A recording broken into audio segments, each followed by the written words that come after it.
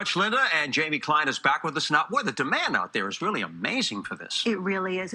There's more demand than there is supply, and the top recruiting firms, they cannot find enough qualified candidates. Wow, so there are a lot of opportunities. Now, these camps, right? Yes. They seem to serve a purpose. How long does that whole program take from what you've seen? They vary. They do vary. Yeah. They could start at 6 months. It depends on whether someone goes part-time, full-time, doing it from home, doing it on site. Now, when they go to these camps, right? How do they know if they're fit for this sort of thing? I mean, what kind of questions do you ask and say, well, is this the kind of opportunity that I would like? Am I capable? Am I able to do this thing?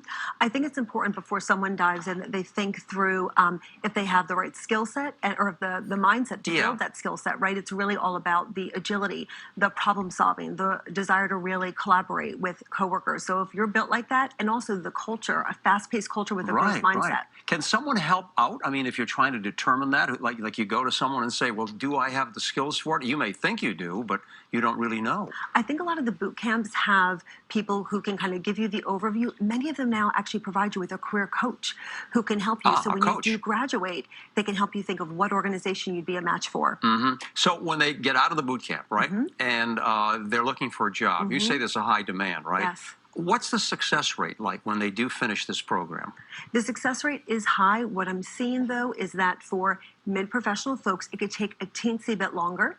And what I usually recommend for them is to really accentuate their years in the workforce. Every company that I work with is investing in leadership of these coders, right? So if you've been working for a long time and you're a coder, you can differentiate yourself and say, I'll start as a coder, but eventually I can lead a team of coders, and that is attractive to companies. Interesting. What about the cost now? I mean, I've heard that it can be expensive, right, to get this training. Break that down for us. Yeah, it is an investment, and each boot camp has their own costs that's involved. Right. But if you were to place a bet on a career, let it be one for where there's more demand than there is supply, and that's a trend that is here to stay. Okay, so quickly, best advice for someone who's thinking about this, what should they do?